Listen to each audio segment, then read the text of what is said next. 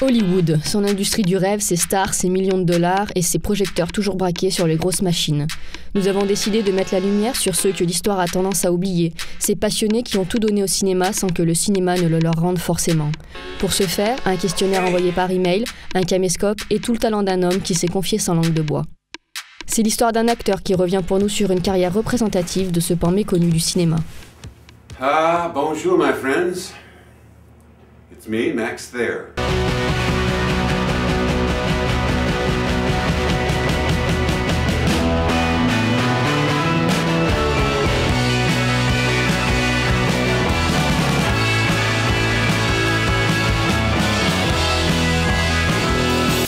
Ilsa, Harem Keeper to the Oil Sheiks. It was probably the worst thing that's ever been done. You underestimate my skill. I was 29 years old. I traveled around the world. I'd been in the army for 3 years. I'd done some theater. But I had absolutely no idea what I was doing and how I was doing it. And when they find out, it will be too late. That wasn't my voice that they used.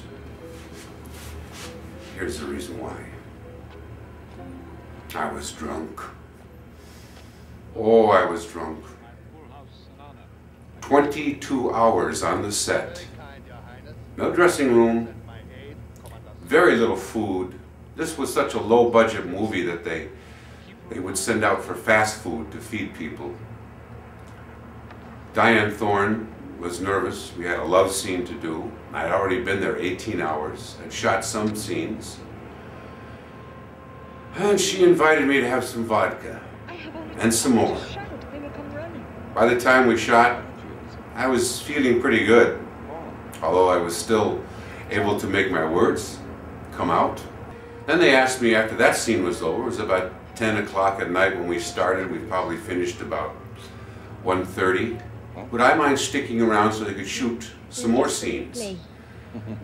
It was a scene on the plane with the actor Richard Kennedy and myself when all the expository dialogue comes out about setting up the film. 3 o'clock in the morning, I could no longer speak. I was so tired. So they decided to dub my voice. She was just a child, and the sheriff tortured her family to death. She's waited all these years for a chance to avenge them. And that is a true story of how Ilsa came about as far as my first effort in making a film. You asked about Planet of the Dinosaurs.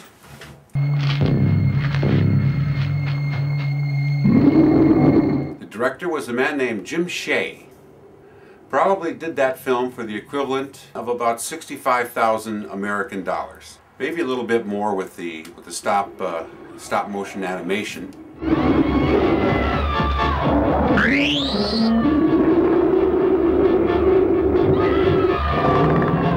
Those guys really put a nice Planet of the Dinosaur fights together, and of course, let me see. I believe I was eaten by a dinosaur in that one. It kills me.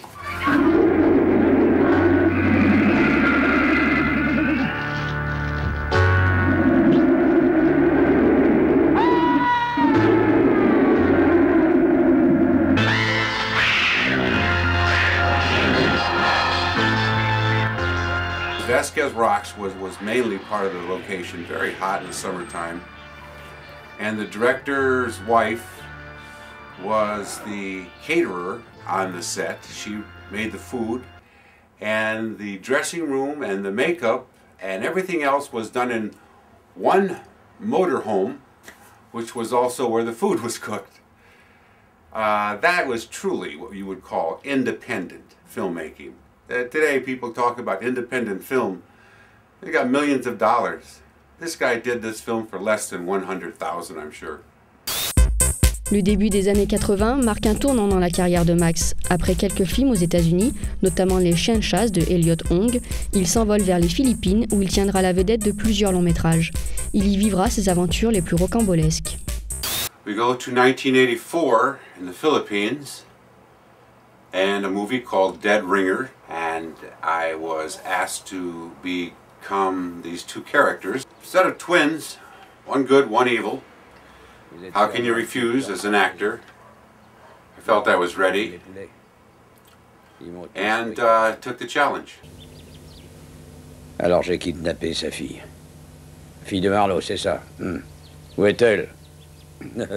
En vue. Tu ferais mieux de te tirer avant qu'elle revienne avec de la compagnie. What an experience that was, as far as the stunts and the action and the things that went down. You would be arrested here in the United States for doing some of those stunts. Because live ammunition was used. In the scene in the car, where I'm on top of it, and my legs are rolling back and forth through the window, that's actually Nick Nicholson's legs. We just changed pants and shoes. And the person sitting in the car with the M16 put a real live round in and let the legs swing back and forth. When it was clear, boom!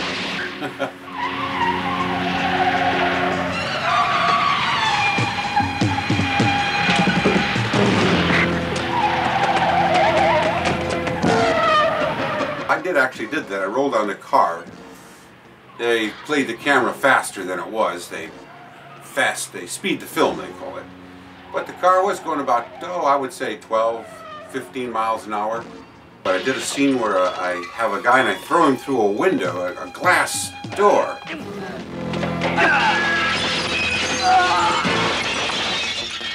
That really was glass. I thought they were going to fix it up and make it candy, that they call candy glass. And it was real glass, and the guy just went through it. Just incredible stuff that they did.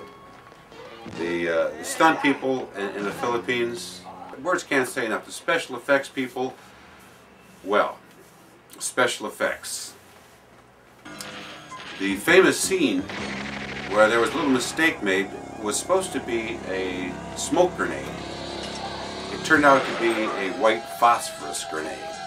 And of course, it was actually very terrible for some of the people who got burned very badly. I just have a couple of marks here on my neck that were left when it went off. It was really wild to do that and to have survived it and been able to say that I did it. You can't take it away, and I had a grand time.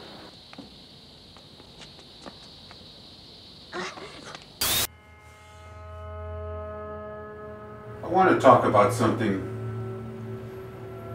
that doesn't get talked about very much. Money. Being paid for what you're doing. Of course you love it. And as an artist,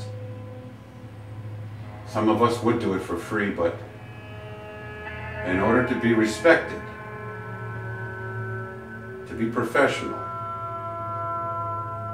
to make a living, you want to be paid. When you're a professional, your obligation is to deliver. Your uniqueness is what's being paid for. And that's the key. You want to be paid. When I was younger, I always thought it was within reach. And what keeps me going now is the belief that it still is.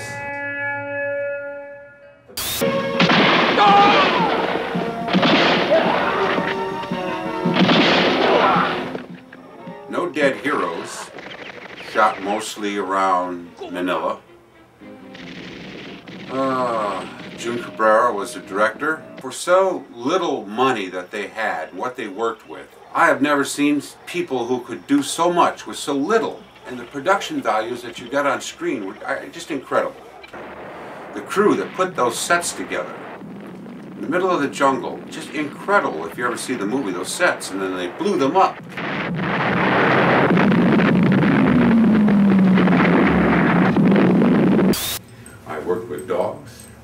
tarantulas, snakes. Ah, the snake-eating scene. Drinking the blood of the snake. Ooh, ooh, ooh, ooh. Yes, as I recall, this happened in the jungles outside of Bangkok. Yun Kuei was a director who knew what he wanted and knew how to get me to give it to him. He didn't speak very much English and was trying to explain to me about drinking the snake blood. We're going to shoot the snake. At the moment when they take the blood into the glass, then we stay on it, no cuts, dolly down to you, and you drink it. Now this is interesting. People will understand, and people that know will say that really happened.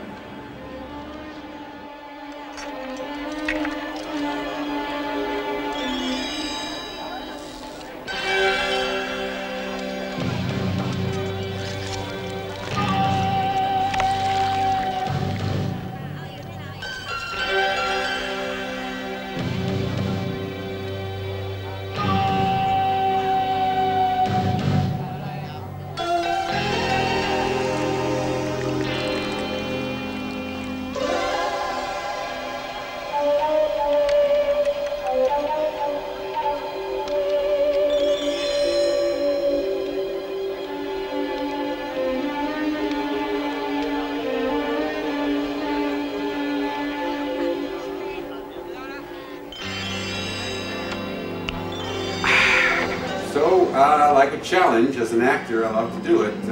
I accepted it. And I washed it down with some Sing beer.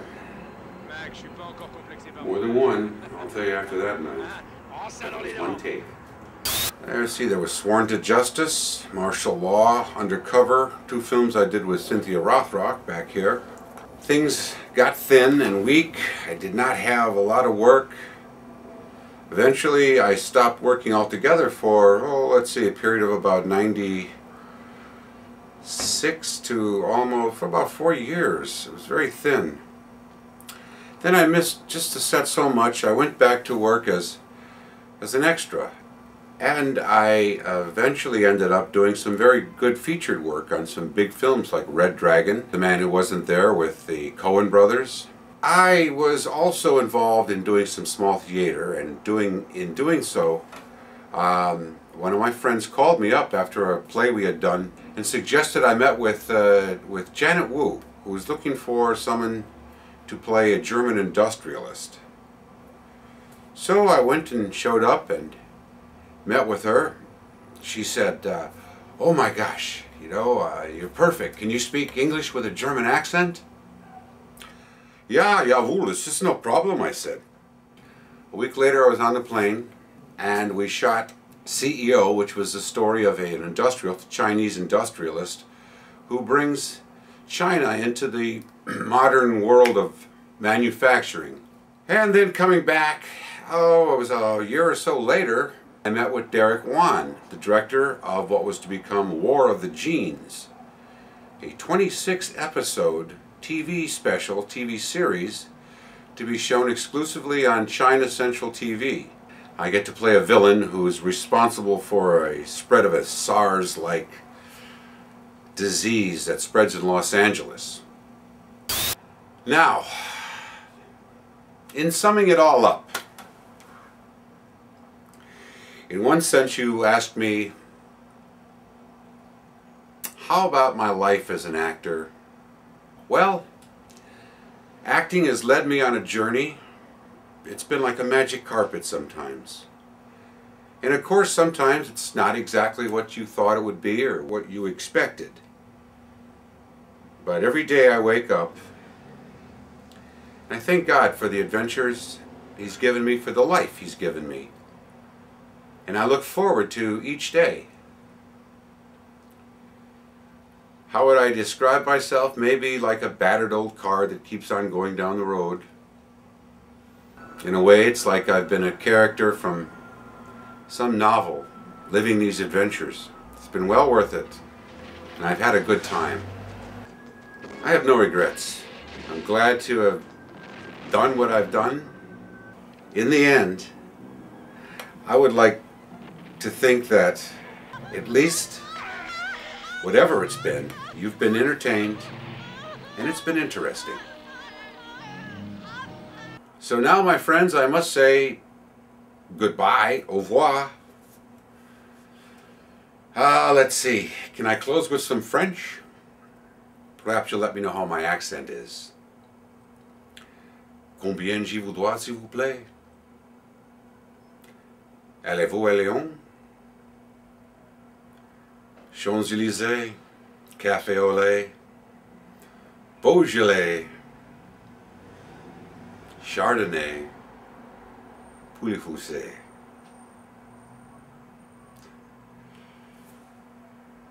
Au revoir, and thank you for your interest.